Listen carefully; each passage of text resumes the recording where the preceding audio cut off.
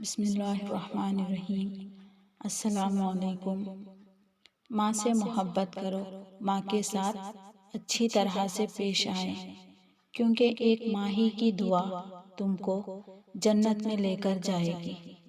یہ کہہ کر فرشتوں سے جنت میں چلی جاؤں گی، میں اپنی ماں کے قدموں کے نشان ڈھونڈ رہی ہوں۔ میری لکھی بات کو ہر کوئی سمجھ نہیں پاتا، کیونکہ میں احساس لکھتی ہوں اور لوگ الفاظ پڑھتے ہیں۔ ماں ایک وہ رشتہ ہے جو اپنے بچوں کے لیے ہر تکلیف سہتی ہے، اور ہم اتنے خود غرض ہو جاتے ہیں کہ ان کی تکلیفوں کو کچھ سمجھتے ہی نہیں۔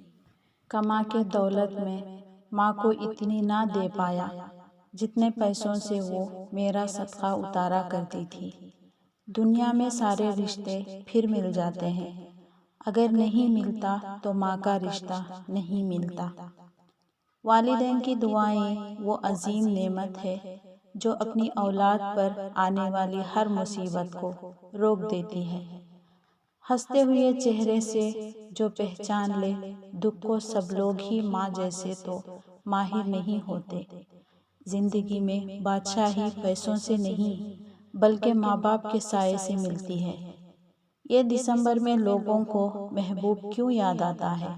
ماں کیوں یاد نہیں آتی، جو دسمبر میں خود گیلی جگہ سوتی رہی اور تمہیں خشک اور گرم جگہ سلاتی رہی۔ ایک شرط لگی تھی سکون کو، ایک لفظ میں لکھنے کی پوری دنیا کتاب ڈھونڈتی رہ گئی، اور میں نے ماں لکھ دیا۔ میں نے ماں سے پوچھا کب تک اپنے کندھے پر سر رکھنے دے گی؟ ماں مسکرائی اور کہا جب تک لوگ مجھے اپنے کندھے پر نہ اٹھا لیں۔ ایک ماں ابالتی رہی پتھر تمام رات، بچے فریب کھا کے چٹائی پہ سو گئے۔ ایک ہستی ہے جو شان ہے، میری شان سے بڑھ کر جان ہے میری، وہ کوئی اور نہیں امی جان ہے میری۔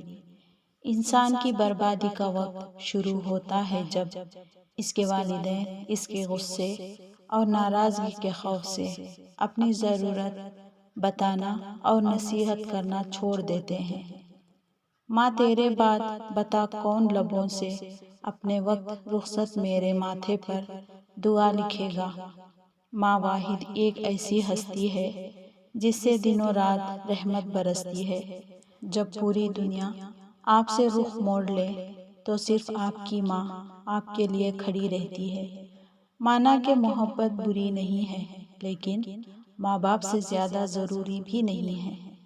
ہوا دکھوں کی جب آئی، کبھی خزاں کی طرح مجھے چھپا لیا مٹی نے میری ماں کی طرح۔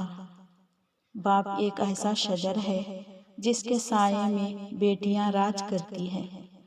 ماں باپ سے کبھی حساب نہ کرنا، ورنہ رزق کے سارے دروازے تم پر بند ہو جائیں گے۔ ماں ایک ایسی عظیم ہستی ہے، اسی کے دم سے ہی موج مستی ہے۔